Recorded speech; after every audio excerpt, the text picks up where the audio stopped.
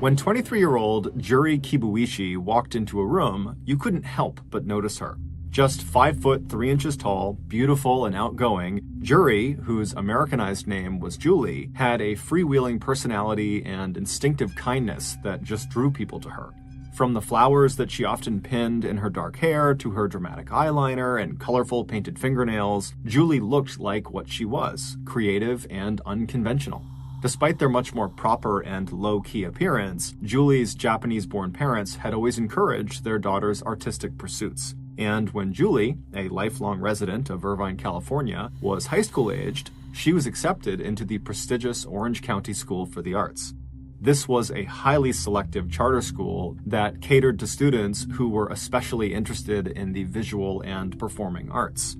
But Julie's parents had also stressed the importance to all 4 of their children of getting excellent grades. So even as Julie spent 5 years studying dance and becoming a gifted and passionate performer, she also applied herself with just as much energy to her college preparatory courses. Julie's goal after high school was to dance and to eventually get a degree in fashion design. She found just the program she wanted at Orange Coast College in Costa Mesa, California, one of the top transfer community colleges in the country, and just a 30-minute drive from Irvine, California, where Julie lived with her parents. At Orange Coast, Julie could get her associate's degree and start work in fashion right away, and then if she wanted to, she could transfer to a 4-year college. She would also have time to take dance classes and keep performing. Located 37 miles south of Los Angeles, Costa Mesa is a busy commercial city about a mile from the Pacific coast. Not nearly as expensive as Los Angeles, Costa Mesa was a magnet for aspiring actors and artists and writers who hoped to make their way into some aspect of show business, whether it was movies, the stage, dancing, or scriptwriting. Julie loved the creative energy at Orange Coast, and she also loved all the different types of people who are drawn to a community college, from older students with day jobs to younger students like herself. One of these students was 26-year-old Samuel Herr, an Army veteran whose military service included 15 months in a remote and dangerous outpost in Afghanistan. 5 foot 10 inches tall and 200 pounds, Sam had movie star good looks and an outgoing personality. An only child of older parents, Sam's father had served in the Marines, and like his father, Sam had also found purpose, meaning, and self-discipline during his time in the military. Sam's fellow soldiers described him as courageous and funny. The women he served with described him as very professional and chivalrous. In 2010, after his Army enlistment ended, Sam had also enrolled in Orange Coast College in Costa Mesa. This was the first step in his plan to earn the college degree that he needed in order to re-enter the military as an officer. Although Julie and Sam came from very different backgrounds, as soon as they met each other in an anthropology class, they totally hit it off. Not in a romantic sense, each of them had serious long-distance relationships with other people, but as friends. Both of them were very close with their families, they enjoyed socializing, and they both had the same outgoing personalities and the same slightly goofy sense of humor and fun. They also both liked tattoos.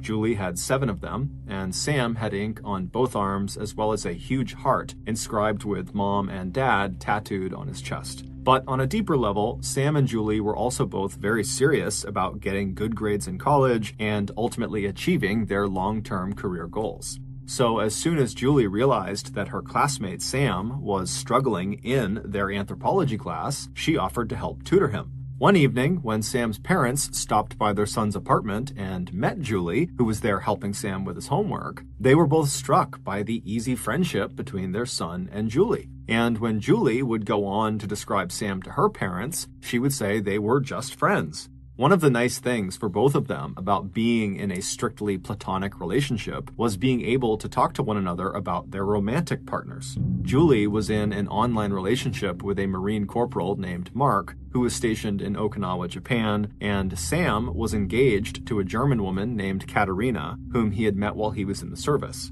Sam also felt comfortable opening up to Julie about his combat experience in Afghanistan and the night terrors that he had brought home with him. As their friendship grew, Julie began spending more time with Sam outside of just tutoring, and one thing they both liked to do together was spend time with the group of young people who often gathered in the evenings and on the weekends outside of the large apartment complex where Sam lived. For Sam, the Camden Martinique Apartments, which is where he lived, were the perfect location. It was less than a half mile from Orange Coast College and only a 30-minute drive from where his parents lived in Anaheim Hills. The rent wasn't cheap, but Sam had always been very careful with money, and he had saved $62,000 in combat pay that he had earned while he was serving in Afghanistan. Among the big group of young people who hung out together at the apartment's pool and outdoor patios, there was one couple in particular that Julie and Sam got to know pretty well. 26-year-old actor Daniel Wozniak and his fiancée, 23-year-old actress Rachel Buffett.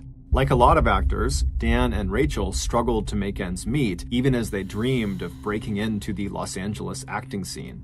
Rachel, who was small with delicate features and long blonde hair, still looked the part of the Disney princess she once played at Disneyland when she was a teenager. Dan, who was a big guy, had an easy smile, thick dark hair, good looks, and a booming voice that helped him land lead roles in the community theaters where he and Rachel often starred opposite one another. Usually dressed in khaki shorts or pants and Hawaiian shirts with bright prints, Dan never felt more at home or more genuinely himself than when he was on stage. In the spring of 2010, when Julie and Sam met Dan and Rachel, Rachel was busy planning the couple's wedding.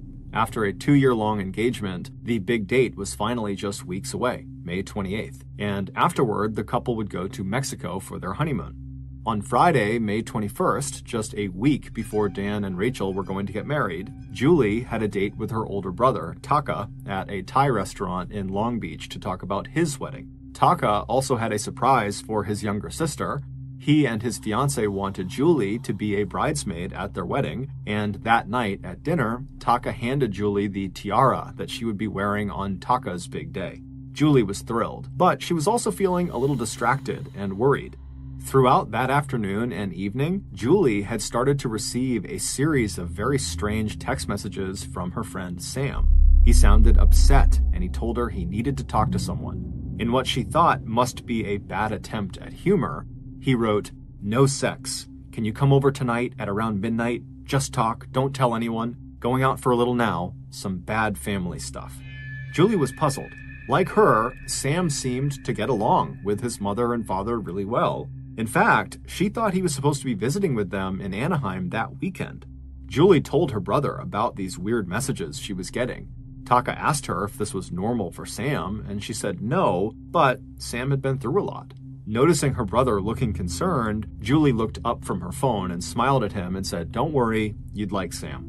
After dinner, Julie said goodbye to her brother, and laughing, she put the tiara on just before stepping out into the clear 60-degree evening. She could feel the light breeze from the ocean as she climbed into her car to make the 35-minute drive south from Long Beach to the Camden Martinique Apartments where Sam was. The following morning, Julie's mother, June, looked down the bedroom hallway of their house and noticed the door to her daughter's bedroom was open. Peeking inside, she saw Julie was not in there, and she realized in that moment that her daughter had not come home the night before. June immediately called and texted Julie, but received no answer. When she called her son Taka to see if maybe Julie had stayed the night with him and his fiancée, June's worry deepened to alarm. Taka said no, Julie was not with them, and he told his mother about the very strange text messages that Julie had received from her friend Sam. Feeling very concerned, Taka and his mother began scrolling through their texts and contacts to see if they could find Sam's number. Meanwhile, about 20 miles away in Anaheim, Sam's parents had also begun worrying about their child. Sam was supposed to visit them that morning, but he hadn't shown up yet.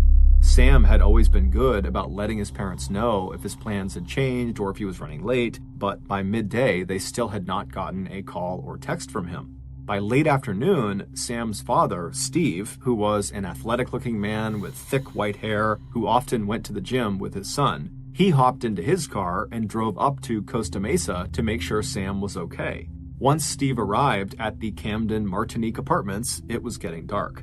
He walked up the stairs to apartment D110 and knocked on the door.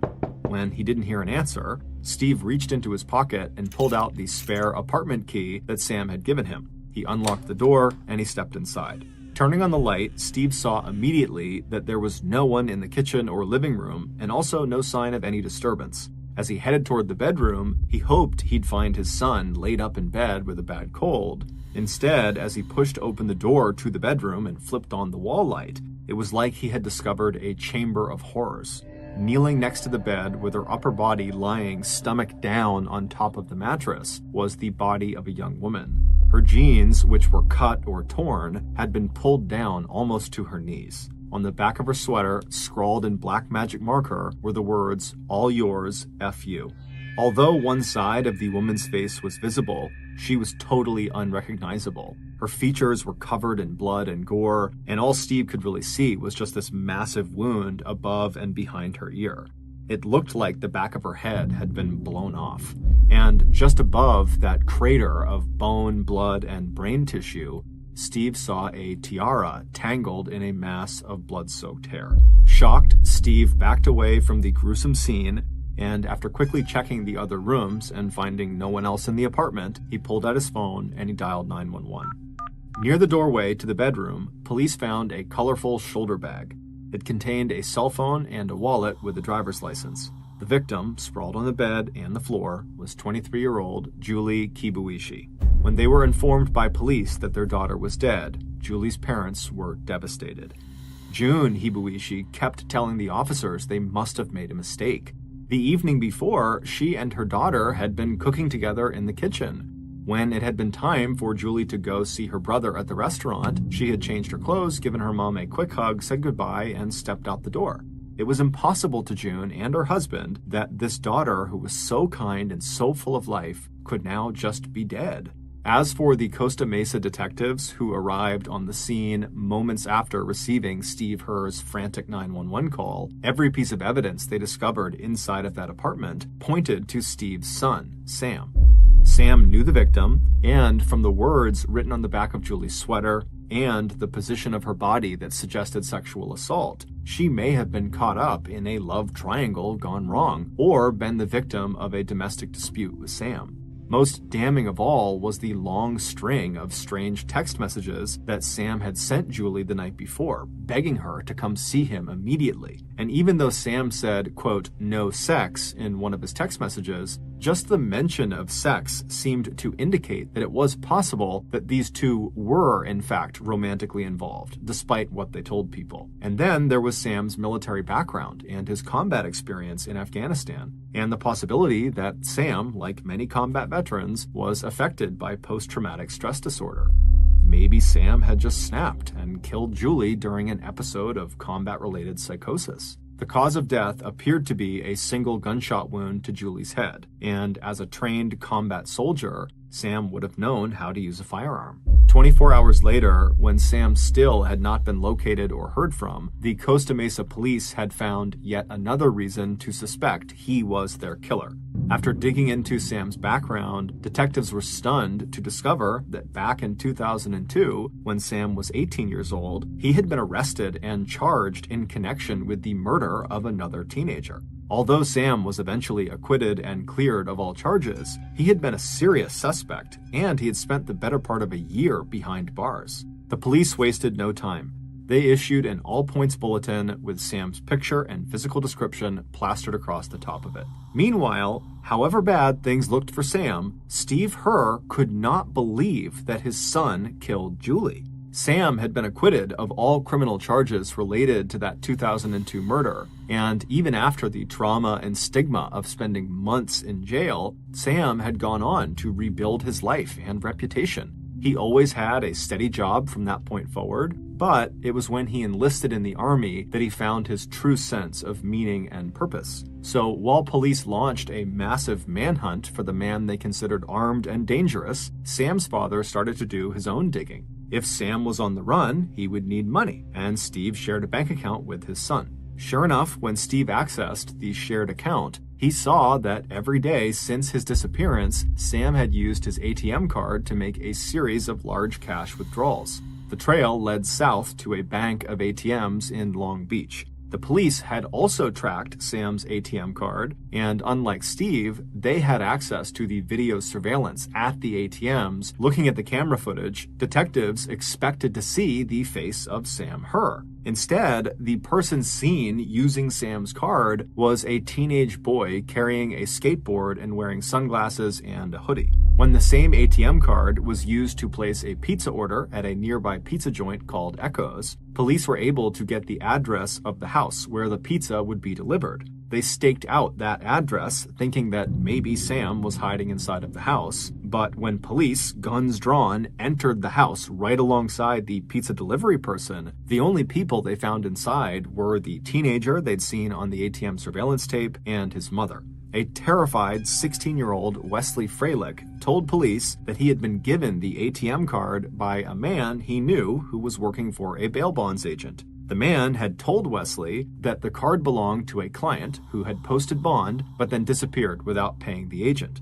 According to Wesley, this man who had given him the ATM card was someone his mom knew through the community acting that she did. Wesley said he was a good guy and he trusted him when this guy outlined the plan with the ATM card. Wesley would make withdrawals every day of up to $400 and turn the money over to the man who would wait in his parked car some distance from each ATM machine.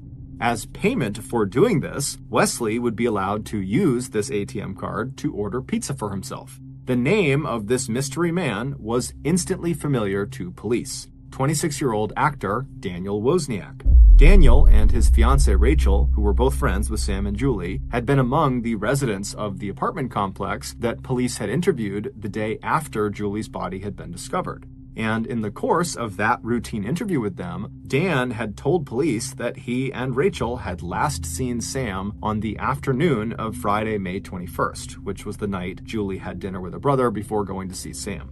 Daniel told police that he, Rachel, and Sam had chatted briefly that night, and then Sam had left the apartment complex with a man in a black hat who Dan did not recognize. After determining that the 16-year-old Wesley had no personal connection to Sam Herr, police decided to turn their attention back to Dan. The bail bondsman's story just sounded like a total fabrication. They now suspected that Daniel might be helping Sam get money and that Dan might even be hiding or covering for his friend. But tracking down Dan for a second interview turned out to be much more difficult than the police expected. When they finally reached Dan on his cell phone and asked him to come into the Costa Mesa police station for another interview, Dan was evasive. He wanted to help, but he was busy. It was the final week of the play 9, in which he and Rachel had starring roles. They were also just days away from getting married, and when they weren't rehearsing or on stage, they were busy with last-minute wedding plans. Frustrated, detectives decided not to wait any longer. On the evening of May 25th, just 3 days after Julie's murder, detectives crashed Dan's bachelor party. They found Dan, dressed in his trademark khaki pants and Hawaiian shirt, at a suburban Japanese restaurant named Tsunami in Huntington Beach. Guns drawn, police entered through both the front and back doors. That way, no one could get out of the restaurant without being seen. At about 10 p.m., in front of his stunned group of friends, police snapped handcuffs on Dan and charged him with accessory to murder. Dan was completely shocked, and the color in his face just completely drained. But once Dan was inside the police station, his demeanor changed. He suddenly seemed somewhat composed and told police that he wanted to tell them what his real connection to Sam Herr was. Sitting in a plastic chair in the corner of the small interrogation room, Dan took a deep breath and then came clean. He told police that the whole bail bondsman thing that the 16-year-old kid was involved in was indeed a fabrication. It was a cover for a credit card scam that he and Sam were in on together. The way it worked was Wesley, the 16-year-old, would make a series of large cash withdrawals using Sam's bank cards, and then Sam would put in a claim with his bank saying he never authorized the withdrawals. This, of course, allowed Sam and Daniel to keep the cash Wesley had taken out, as well as the reimbursement money they would get from the bank. Wesley did not realize this was going on. He thought this was all legit, and he really was working for Daniel, who was working with a bail bondsman, and Wesley thought he was just getting some free pizza out of it. His mother was also unaware of this scam. The police proceeded to ask Daniel the same questions they had asked before when they spoke to him at the apartment, and Daniel gave the same answers. The last time he saw Sam was on that Friday afternoon, shortly before he saw him walk off with some guy in a black hat, and then that night, Daniel and his fiancée Rachel had been at their theater performing in their musical called 9. But then something odd happened. About 30 minutes into this interrogation, Daniel suddenly completely changed his story. The police were so caught off guard that they really didn't even interrupt. They just let him speak. One minute, Daniel was talking about this credit card fraud scam, and then the next minute, without missing a beat, Dan told detectives that, well, in fact, Friday afternoon had not been the last time he had seen Sam. In his new version of events, Dan told police that in the very early hours of Saturday, May 22nd, Sam had knocked on the door of Dan and Rachel's apartment. When Dan got out of bed and walked through his darkened living room and opened the door, he saw his friend standing in the doorway looking totally frantic and disheveled. Sam immediately told Dan that something horrible had just happened and that the two of them were in trouble and they needed to get the F out of there as soon as possible. Dan, who thought this must have something to do with their credit card scam, immediately stepped back into his apartment and, being careful not to wake up Rachel, put on his clothes. A few minutes later, he and Sam were driving Sam's car south to the Long Beach Town Center Mall where Sam had asked to be dropped off. And it was during that drive that Daniel heard exactly what the horrible thing was that had just happened. And it had nothing to do with a credit card scam. Sam went on to tell Dan that Julie was in his apartment and that he had killed her. Dan told police Sam's exact words. "I shot somebody. It was a fit of rage. I was doing some heavy drugs. I'm not happy about it, but she had it coming." The two detectives looked at each other. This was exactly the break in the case that they had been hoping for. Daniel's story had just confirmed their own reconstruction of the crime. Now they hoped that Dan could help them locate their killer, Sam. According to Dan, he had no idea where Sam was or where he was going, and that before they parted ways, before Sam got out at that mall, he had threatened Dan and told him that if he went to police and ratted him out, that Sam would come back and kill him, or he'd come back and he would kill his fiancée Rachel. And so when police had questioned Dan and Rachel the day after the murder had been discovered, Dan had panicked and lied to police in order to protect himself and his fiancée. He told police there was no man in a black hat, that he had made that up. At this point in the interrogation, Daniel was a wreck, and he just repeatedly apologized to police for misleading them. But despite Dan's sincerity, the police were now concerned that he might be hiding even more information about Sam, and so they decided to apply some pressure. At 11:43 p.m., about 1 hour into this interrogation, police asked Dan if he would give them permission to take a DNA swab. That way they could confirm that Dan was never present at the actual crime scene. Right away, Dan agreed. At this point, he was extremely eager to do anything he could to remove himself from the suspect list. As soon as the detective finished taking the swab out of Dan's mouth, the video camera inside of the interrogation room captures Dan's very obvious sense of relief. It was clear as he started to check his pockets and put his cup of coffee down on the floor that Dan thought this whole thing was over. The interview was over, he had done the swab, and now he could leave. But just seconds later, as the detective who had taken the DNA swab peeled off his gloves, the other detective asked Dan where exactly in Sam's apartment were police investigators likely to find Dan's DNA. Since Dan was a regular visitor in Sam's apartment, if they were going to use his DNA to rule him out as a suspect, they needed to know what Dan had already touched. And this question seemed to startle Dan. The camera footage showed him running his hands through his thick black hair, and for the first time, Dan looks kind of nervous, but he does tell police that they are likely to find his DNA in both the bathroom and perhaps out on the patio. Those are the two places he would go inside of Sam's apartment. After Dan says this, one of the detectives asks Dan point blank, "Did you see Julie's body inside of Sam's apartment?" Dan practically shouted that he had not, that all he knew about the murder was what Sam had told him in the car on the way to the mall that night. But the detectives, noticing that Daniel was really starting to fall apart and act nervous, they decided to ramp up the pressure by bluffing. Leaning forward towards Dan, who was now leaning back in his chair, one of the detectives asked Dan, "So, if you claim you were only in Sam's bathroom and patio, then why did we find your DNA inside of Sam's bedroom near Julie's body? Now, keep in mind, they had no way of knowing if his DNA was inside of that apartment. They wouldn't have known for weeks. But Dan didn't know that. He thinks what they're telling him is factual. And as soon as they said this to him, Daniel changed his story again. Looking totally defeated, Dan slumped down in his chair and he said, Okay, I'll tell you. This is what really happened.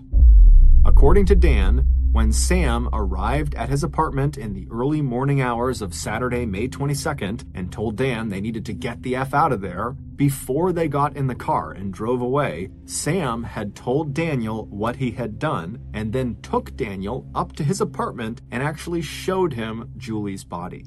At this point in the interview, the cameras showed Dan back on his feet, pacing across the small windowless room. He's agitated and he's running his fingers through his hair. And for the next 3 hours, the two detectives pressed for more details about exactly what Dan had seen in Sam's bedroom. By 2 a.m. on Thursday, May 27th, Dan had been talking, yelling, and sometimes whispering to police for 4 straight hours. He was exhausted, and since he was getting married in now less than 48 hours, he was desperate to just wrap this up so he could go. So at 2:17 a.m., Daniel, who had been caught completely between a rock and a hard place, between trying to protect his friend or telling the cops everything he knew, seemed to crack.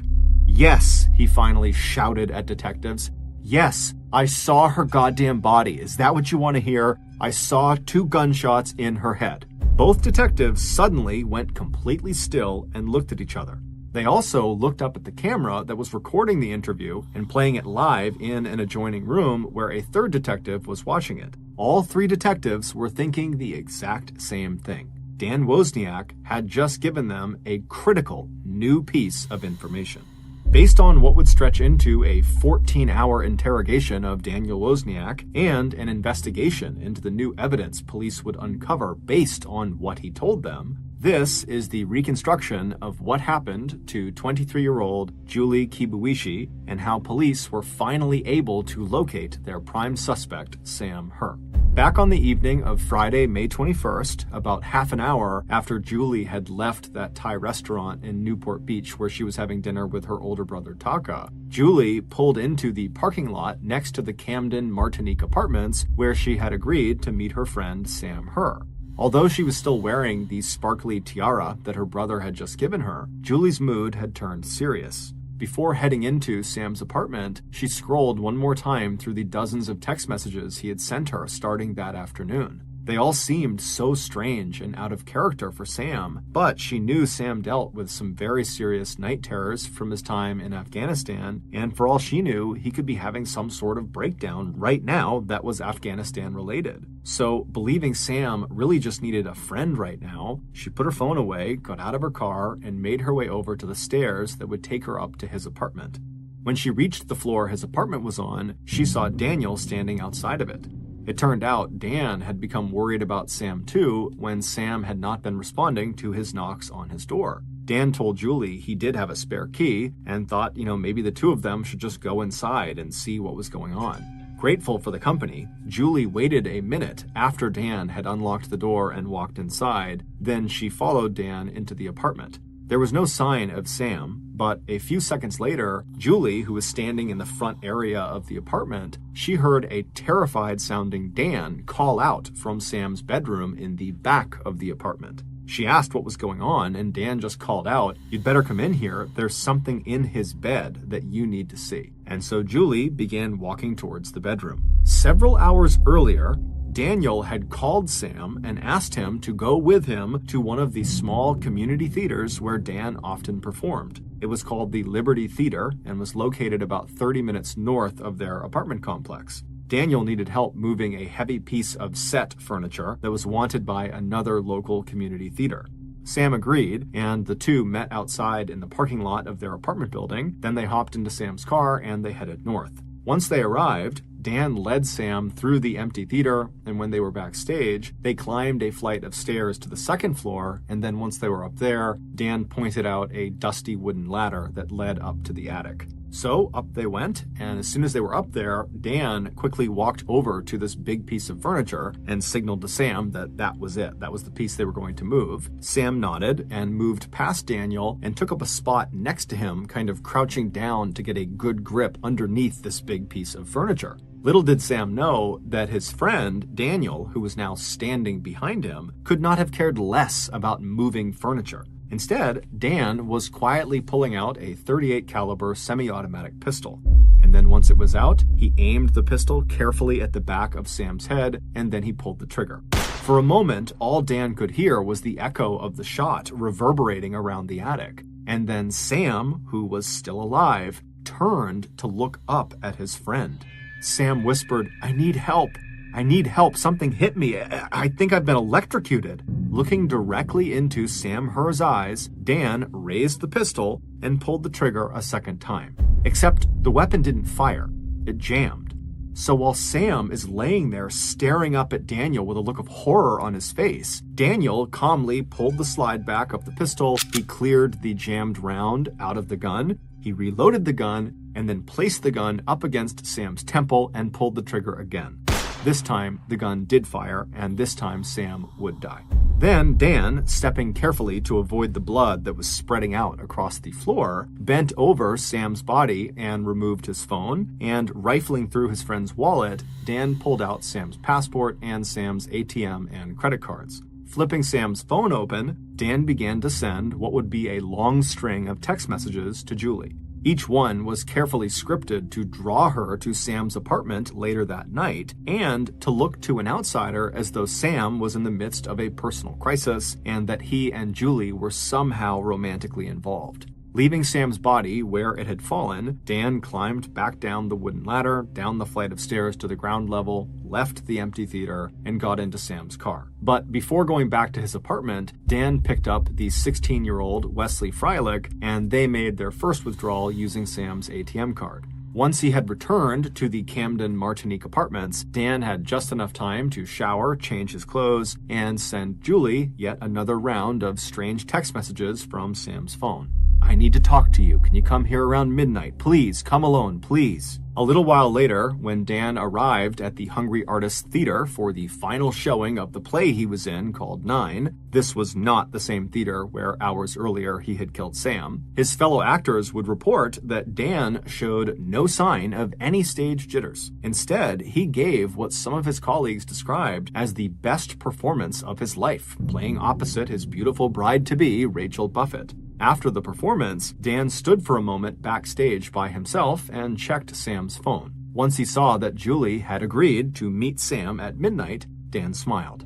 Then he stepped back into the group of friends who were all congratulating him on his great performance. Then he and Rachel headed home, where Dan would shower yet again. He would have sex with Rachel, and then he would tell her he was stepping outside just to go for a little walk. In reality, he was making his way over to Sam's apartment to wait for Julie. At midnight, Julie arrived, and then when they both went inside and Dan went into the back bedroom and called out for Julie, Dan did, in fact, have something he wanted Julie to look at in the bed, but not because there was anything for her to actually see. Once Julie had walked into the bedroom and put her bag down and stood in front of the bed, not seeing anything on it, Daniel reached around her and pointed at the center of the bed and told her she needed to look closer to see what he was talking about. And so confused, Julie leaned forward, looking at the center of the bed where there was nothing. And as she did that, Dan pulled out the same pistol he'd used to kill Sam earlier in the day, and he aimed it at Julie, and he fired 2 shots into Julie's head,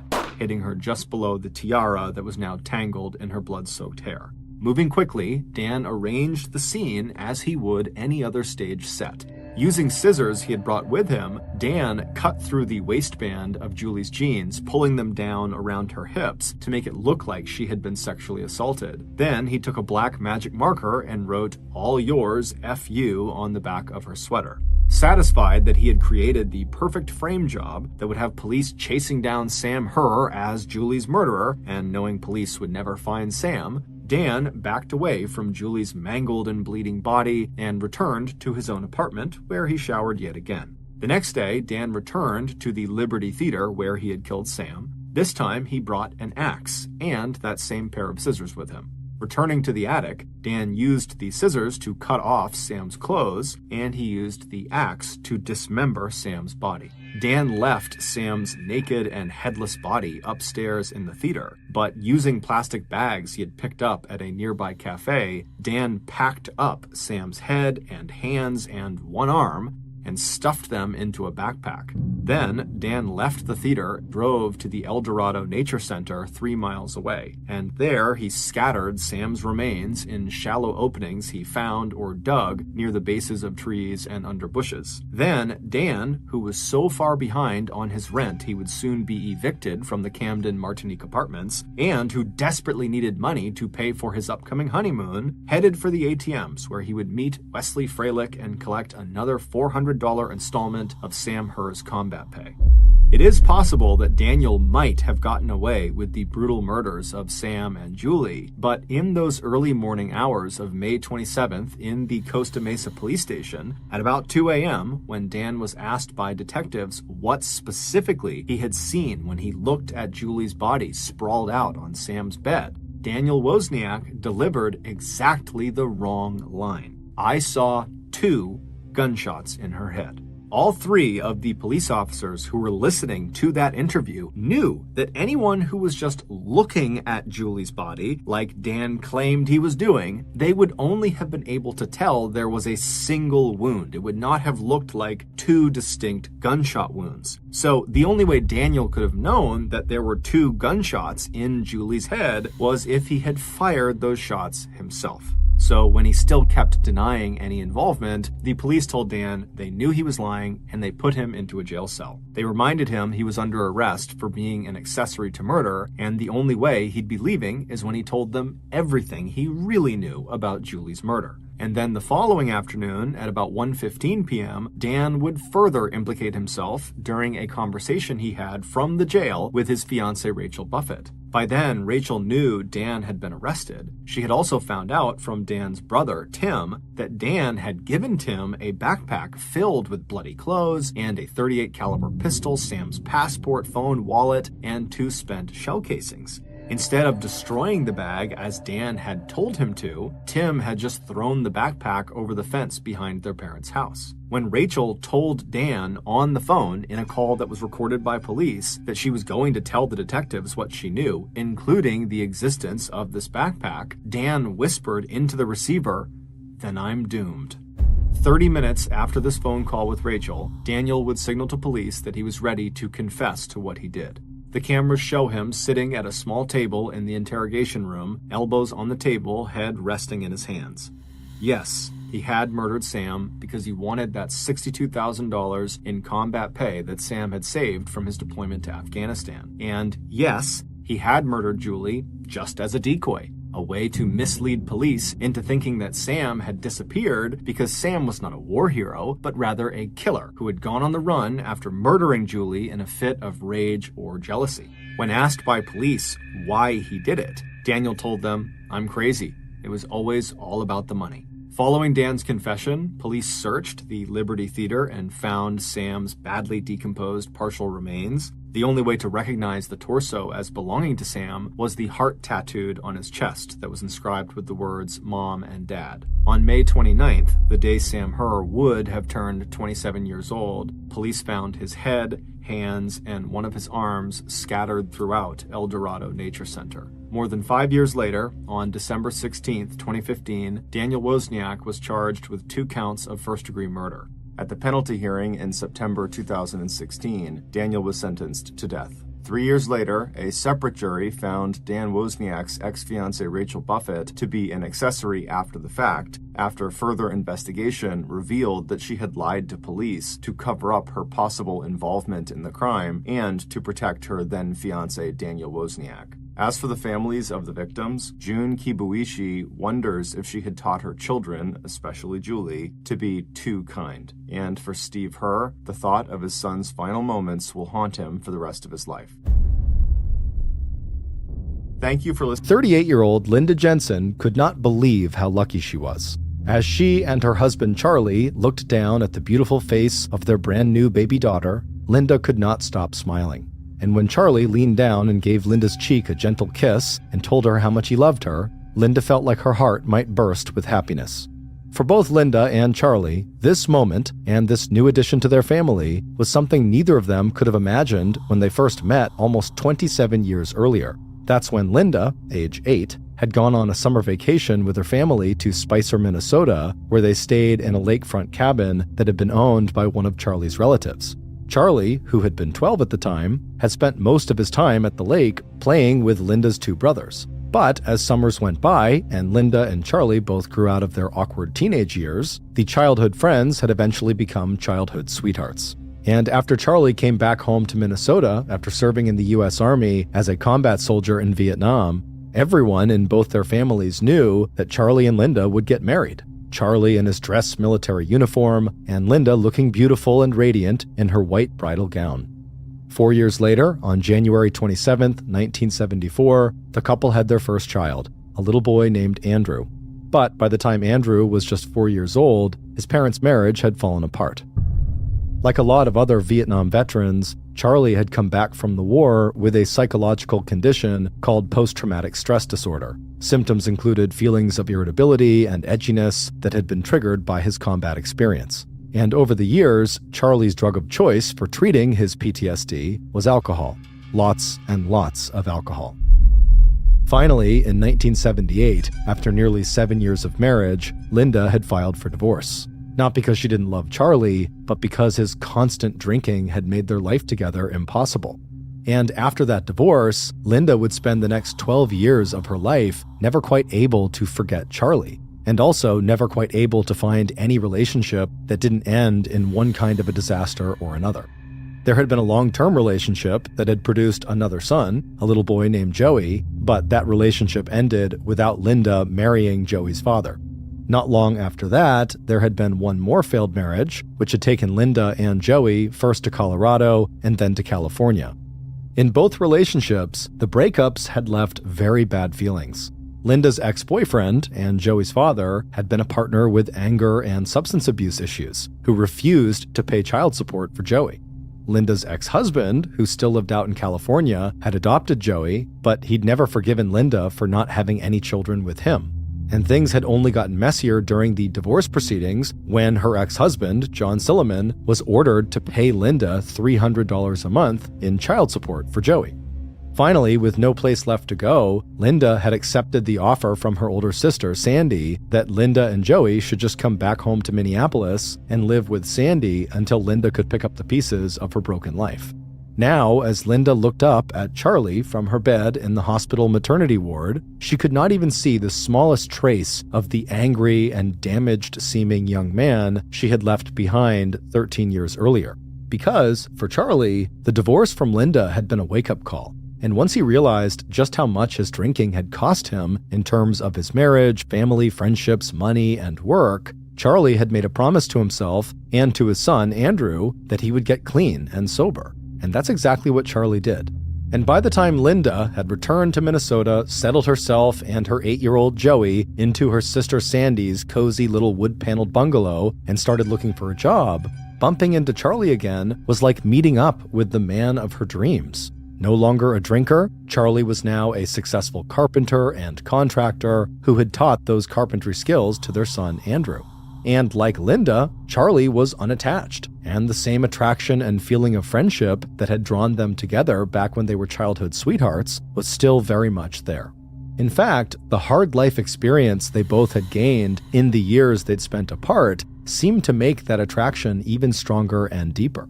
And before long, Linda was slipping out of the house she shared with her sister a few evenings a week after Joey was in bed, and coming home later in the evening looking like she just won the lottery.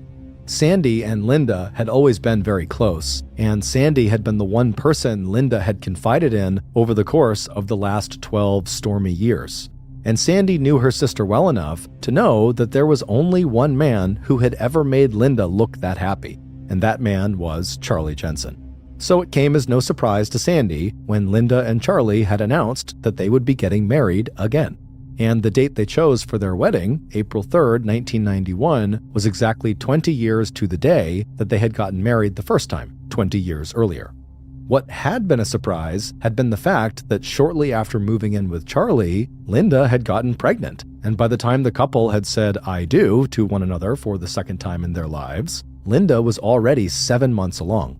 And now, 2 months later, on June 12, 1991, Charlie, who was 42 at the time, and Linda, who was 4 days shy of her 39th birthday, were once again brand new parents.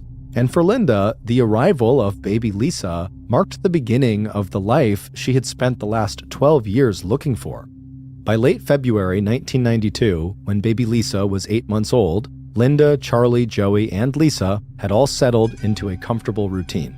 The roomy 3-bedroom house that Charlie had just finished building 2 summers ago had a deep wooden porch out front that overlooked the yard and driveway and the trees that shaded the house from the sun. It was one of Linda's favorite places, and it also became a gathering spot for Andrew, who now had a son of his own, and for Linda's sister, Sandy, who visited as much as she could to see Linda and the kids. Linda had taken time off from her job working at a local school with disabled children. Charlie had plenty of construction jobs, but he still managed to spend as much time as he could with Linda and their grandson, as well as with Lisa, Joey, and Andrew. And by late summer, Linda had gotten back to her regular exercise routine. In addition to dropping in at the local health club, Linda had also started running again, and it wasn't long before she was a very familiar sight in the nearby neighborhoods that were part of her daily 5-mile loop. And it wasn't just Linda, Charlie, and baby Lisa who were all thriving. Linda's son, Joey, who had been disabled by a severe stroke when he was just 6 weeks old, had also settled happily into his new life in Minnesota. He enjoyed being part of a close and loving family, and he enjoyed his role as big brother, and now that he was about to turn 10 years old, Joey was also looking forward to joining the local Boy Scout troop. It wasn't until the last weekend in February, on Saturday, February 22nd, that Linda had given her sister, Sandy, the most recent update on the one dark cloud that had drifted into the Jensens' otherwise very sunny life. The sisters were sitting on the sofa in the living room, catching up on family news. Linda had talked to the local Boy Scout troop leader about signing Joey up for Boy Scouts. Charlie was working on a construction site all the way out in Maplewood, 50 miles away, and that after a long Minnesota winter, March and spring were finally not too far away. But when the ring of the telephone interrupted their conversation, Sandy immediately noticed the look of strain that flashed across Linda's face. Sandy knew that sometime within the last 2 weeks, Linda had gotten 2 calls from Joey's biological father, Robert Beard. Despite having given up custody of Joey and not paying child support, Robert was now insisting on having longer and more frequent visitation with his 9-year-old son. Linda had left Robert after he had become physically abusive, so Robert's calls and escalating demands had felt very threatening as well as upsetting.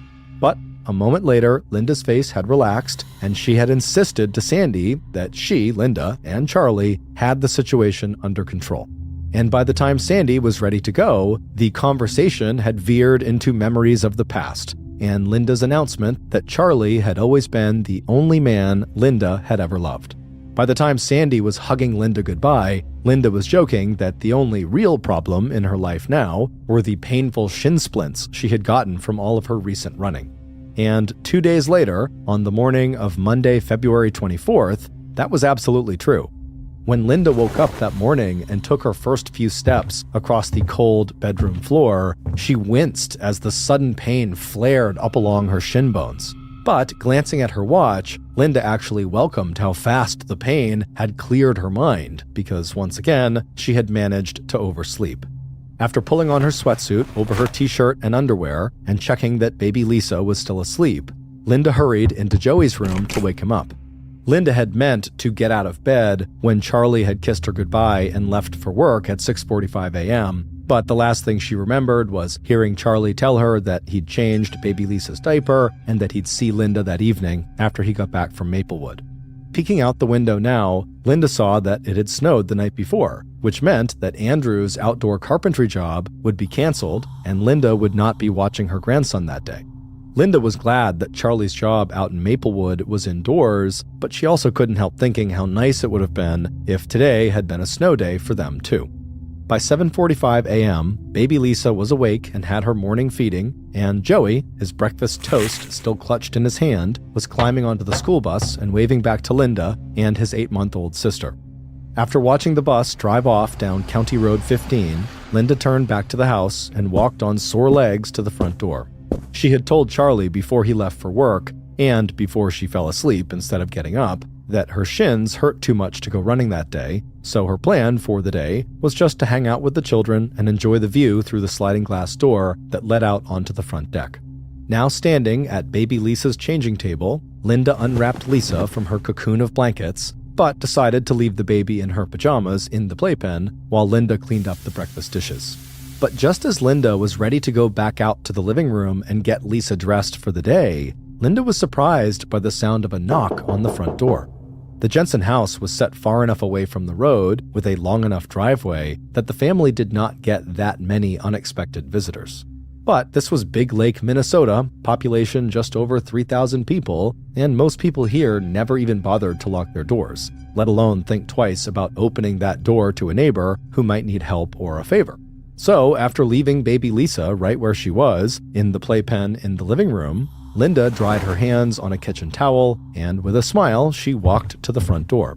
At least she'd have something interesting to talk to Charlie about when he called, as he always did, sometime during the morning from any job site where he was working. It was 9:30 a.m. when Charlie made his first call home to Linda. She usually picked up right away, eager to find out how he was doing and tell him about something wonderful that Lisa had just accomplished. Now, frowning a little, he drummed his fingers on the telephone receiver while he waited for Linda to pick up. Instead, the answering machine came on, and so Charlie left a message for his wife, telling her he'd try again later. But after the third unanswered call of the day, Charlie decided to leave work early. Linda sometimes screened telephone calls by letting them go to the answering machine, but if that was the case today, she would have picked up as soon as she heard his voice leaving a message. As he hopped into his truck and drove northwest from Maplewood towards Big Lake, Charlie told himself not to worry. Maybe Linda had decided to take a nap at the same time she had put Lisa down for a nap. Maybe she'd stepped outside onto the front deck to look at the snowfall.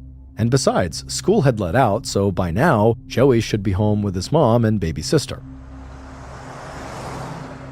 By the time Charlie walked into his house, it was 4:05 p.m., and the first thing he noticed was the sound of 8-month-old Lisa crying. Charlie immediately yelled out for Linda, but Linda didn't yell back. Dropping his coat onto the nearest chair, Charlie followed the sound of Lisa's crying through the dining room, where he saw Joey doing his homework at a small table near the wall, and into the living room, where he saw baby Lisa in her playpen, still in her pajamas, her face red and wet with tears.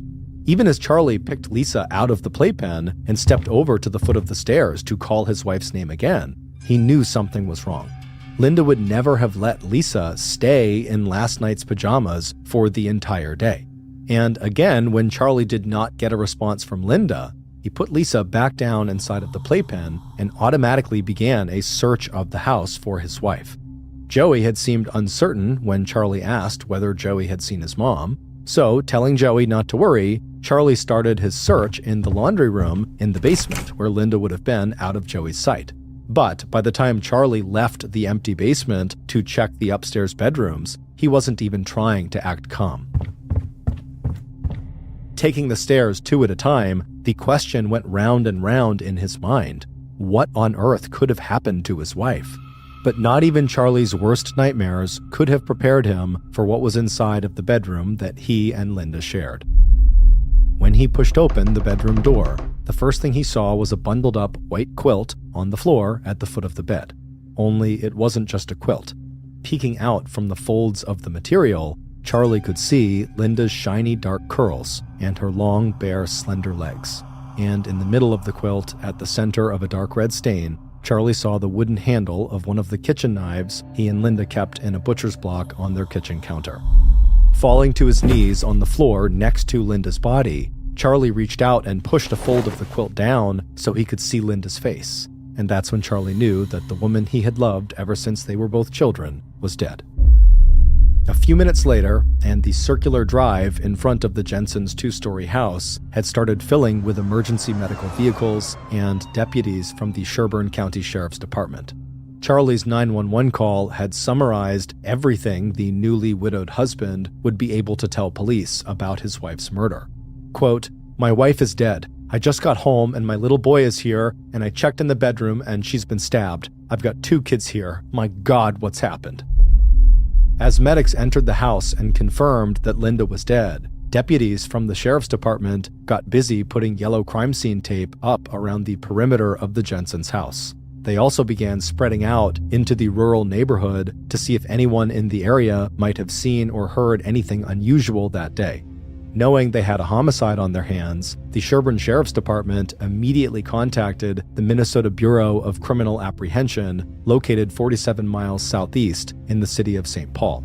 Soon, along with state investigators, the Sherburne Sheriff's Department would also get help from law enforcement in Benton and Stearns counties, along with help from the nearby cities of St. Cloud and Elk River.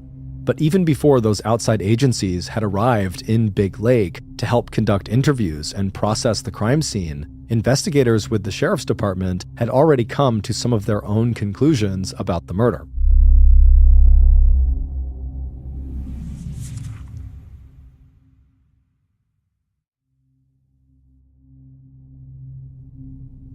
After doing an informal interview with Charlie, who had described his entire day and all his interactions with his wife, from the time he woke up and left for work, to the series of unanswered phone calls, right up until the moment he dialed 911, police were working on the assumption that Linda had probably been murdered sometime that morning. That guess would later be confirmed by the autopsy report on Linda's body, which would further narrow the time of the crime to sometime between 8 and 10 a.m. Based on the brutality of the crime and the fact that there was no sign of forced entry and nothing of value appeared to be missing, police also assumed that this crime was personal, not the result of a robbery gone wrong. And finally, given that Linda was naked when she was wrapped into the white quilt and then stabbed, police also believed that what they were looking at was not just a murder, but a violent sexual assault. And this assumption would also be confirmed when the medical examiner found traces of semen on Linda's ankle and inside of her body, along with defensive wounds that suggested that she had struggled with all her might against her attacker. The medical examiner would also discover that the actual cause of Linda's death was strangulation, and that she had likely been dead even before the killer had plunged the 10-inch long blade of the butcher's knife so deeply into her chest that the fabric of the quilt had become embedded in the wound. According to one investigator, it looked to the police like someone had actually tried to carve Linda's heart out of her chest. And Linda's sister, Sandy, would later remember the medical examiner telling her that along with the surface bruises, scratches, and deeper bruising to her sister's body, there was a single dried tear on Linda's cheek. But, unfortunately for investigators, even though they had lots of details about how Linda had died, they did not have many clues about who might have committed the crime. It would also turn out that aside from the semen samples that the medical examiner would find in and on Linda's body, there just wasn't much physical and forensic evidence that crime scene techs were able to recover from inside of the Jensen house. Whoever had raped and killed Linda had stripped the sheets, which may have contained hair, blood, and skin tissues, and taken them away with them. According to Charlie, the only other items that appeared to be missing might also have contained DNA evidence. The t-shirt and underwear that Linda had been wearing that morning, and that she was probably still wearing when she was attacked. The first obvious suspect in Linda's murder was her husband, Charlie Jensen. It hadn't taken police long to learn that the couple had been married back in 1971, but had divorced because of Charlie's post-traumatic stress disorder, which made him prone to anger and irritability, coupled with his alcohol abuse. But over the next 72 hours, the police would confirm Charlie's work alibi. Charlie would also pass a lie detector test and volunteer a DNA sample that would eventually rule him out as Linda's killer. But even as Charlie was being cleared from the suspect list, police were already following what they believed was a very promising lead provided by the mail carrier who delivered mail along the rural route where Charlie and Linda lived. According to the mail carrier, when she had arrived at the Jensen house at 11:30 a.m. on Monday, February 24th, the day of the murder, she saw a white male in a copper-colored pickup truck pulling out of the Jensen's driveway. The mail carrier's description was detailed enough that police artists were able to put together a sketch that showed a man in his 30s or maybe 40s with scraggly brown hair and a gray flecked beard who had what looked, to the mail carrier, like red scratches on his hands. Less than an hour after the sketch was released to the media and featured in print and TV news, the tips from the public started to pour in. And soon police were interviewing anyone in Big Lake Township who had reported seeing the copper-colored 1970s Ford pickup truck or its alleged driver. On March 2nd, 6 days after Linda's murder and 2 days after her funeral service, a heartbroken Charlie Jensen packed up the home he had built for himself and Linda and moved his little family into an apartment building. As Charlie would tell his adult son Andrew and Linda's sister Sandy, it was just too hard for Charlie to walk into that bedroom where Linda had been killed. 11 days later, and 17 days after Linda's death, police saw their only solid lead in the Linda Jensen homicide go up in smoke. The mail carrier, who had helped police draw a sketch of a possible suspect she saw driving away from the Jensen's property on the morning of the murder, began to change her story. She now thought that instead of being copper-colored, the truck she saw might have been light green with white panels and snowplow brackets on the front. And instead of having a scraggly beard, the driver may have been wearing a coat with a fur-lined collar. Meanwhile, police investigating other men in Linda's life were also running into dead ends. After learning that Joey's biological father, Robert Beard, had been arguing with Linda in the 2 weeks before her death about visitation with Joey, they didn't waste any time bringing Robert in for questioning. Police also knew from conversations with Linda's family that Linda had said that Robert had been physically abusive and had a bad temper as well as substance abuse issues. And at first, Robert Beard looked like he could become the new #1 murder suspect. In conversations with police, he was angry and defensive. He lied to investigators, denying that he had recently spoken with Linda on the phone. His alibi, that he was home alone at the time of the murder, was weak. But Robert also pointed out that since he did not have a car or driver's license, there was no way he could have gotten undetected to Linda's house and killed her. Once Robert lawyered up and refused to give police a DNA sample, the only thing police could do was keep him on the suspect list and move on to the next man in Linda's life, her ex-husband, John Silliman, who lived in California. Although John's alibi, that he was working at a local elementary school on the day of Linda's murder, turned out to be airtight, there was something about John that just made police suspicious.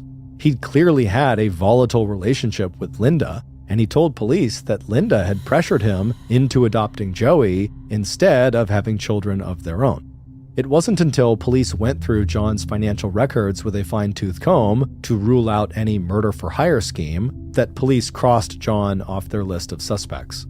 By the end of May 1992, 9 weeks after Linda had been found brutally raped and murdered in her own bedroom, the investigation into her death had ground to a halt. Police from 3 different jurisdictions had followed up on more than 1,000 tips. They had interviewed hundreds of friends, coworkers, family members, neighbors, and possible suspects. They had searched but failed to find any trace of the sheets and clothing that had been taken from the Jensen house on the morning of Monday, February 24th. They had also collected and stored more than 80 DNA samples from men who had any connection to Linda, from a trainer at her gym who had once given her a bouquet of flowers to her ex-lover and husbands. None of them would match the semen sample collected from Linda's body. But while investigators may have quietly and reluctantly shelved the murder book on Linda Jensen, there were 3 people in Linda's life who absolutely refused to let the case go completely cold. At least twice a week for the next 7 years, Linda's older sister, Sandy, called the Sherburne County Sheriff's Department asking if there had been any developments in the case. Charlie also remained in touch with police, and he and Sandy made an appearance together on a popular TV show that featured true crime, hoping that the publicity might result in someone coming forward with new evidence. The third person who would not let the case go was one of its lead investigators. Bruce Anderson had made a promise to the Jensen family that he would not retire from the Sherburne County Sheriff's Department until law enforcement had found the person who had killed Linda Jensen. Like Sandy, Deputy Anderson was convinced that someone out in Big Lake Township held the key to solving this homicide, that someone had information that they might be holding back or that they didn't realize was important. Even after all the leads seemed to dry up, Sandy, Charlie, and Deputy Anderson had one strategy left. They all urged law enforcement and the media to ask again if anyone could remember anything that might turn out to be related to the murder. But it wasn't until the early summer of 2000, more than 8 years after Linda Jensen's murder, that police finally got the tip they needed to break Linda's unsolved homicide case wide open. By then, Bruce Anderson had been elected sheriff of the Sherburne County Sheriff's Department, a position that gave him the authority to call for the creation of a special cold case task force of state and local law enforcement whose job would be to reopen the investigation into Linda's murder. The new round of publicity, along with a $20,000 reward for information leading to the arrest and conviction of Linda's killer, was enough to get people, once again, talking and thinking about the unsolved homicide that had terrified the residents of Big Lake back in 1992. And on a mild day in June of 2000, the Sherburne County Sheriff's Department got a visit from a woman named Angela Hennon. The renewed interest in Linda Jensen's murder and Sandy's pleas through the newspapers for everyone to search their memory for anything that might shed light on her sister's murder had finally struck a chord. And after 8 years, Angela was finally ready to give police the man that she had long suspected of hiding a very dark secret. What police found out when they followed up on Angela's tip would send shockwaves throughout the state of Minnesota.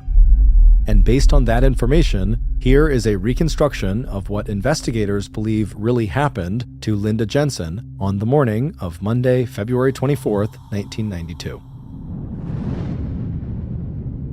The knock on the front door of Charlie and Linda's house was so not expected that Linda almost dropped the plate she was holding into the open dishwasher.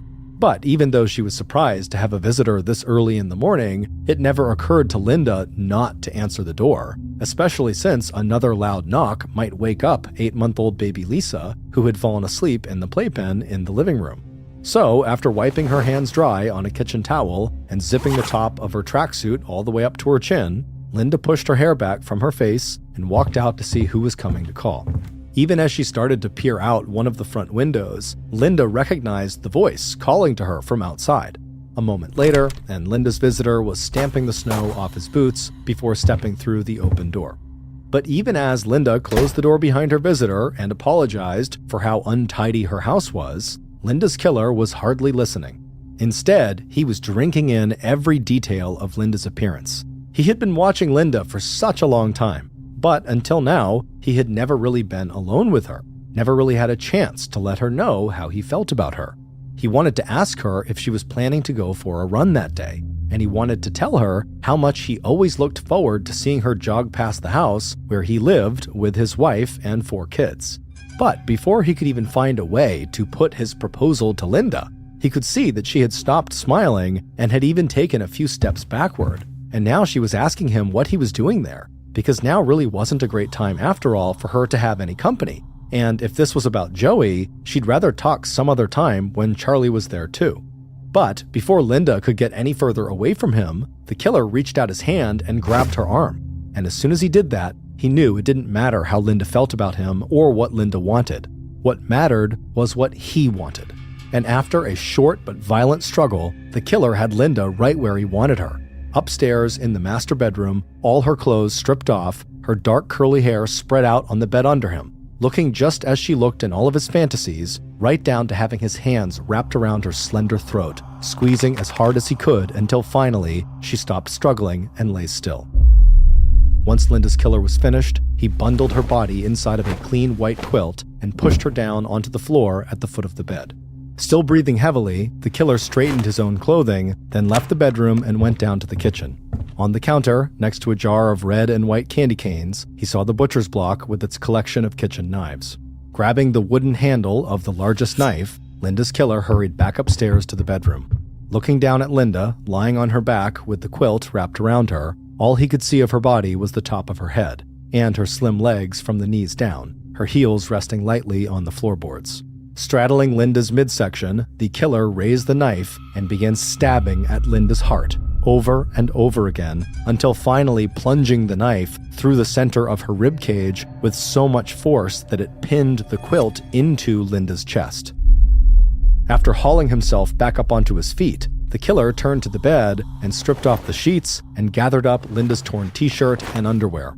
Rolling everything into a ball, the killer took one last look around and then left the bedroom, hurried down the steps, picked up his coat from where he had dropped it near the door, and just a few minutes later, Charlie and Linda's neighbor and the leader of the local Boy Scout troop, 28-year-old Kent Jones, was already halfway back to his own house less than half a mile away. In the weeks after Linda's murder, local police would interview Kent Jones after hearing a report that he had seen the copper-colored truck police were looking for driving around Big Lake Township. But during that routine interview, not only did Kent deny knowing Linda Jensen, Kent's wife gave her husband an alibi for the day of Linda's murder.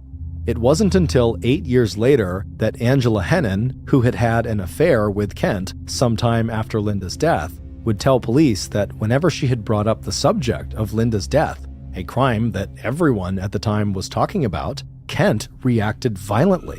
When Angela had asked if Kent had ever met Linda, at first he insisted really aggressively that he had not. But later, Kent brought up the subject himself and told Angela that in fact, he had known Linda.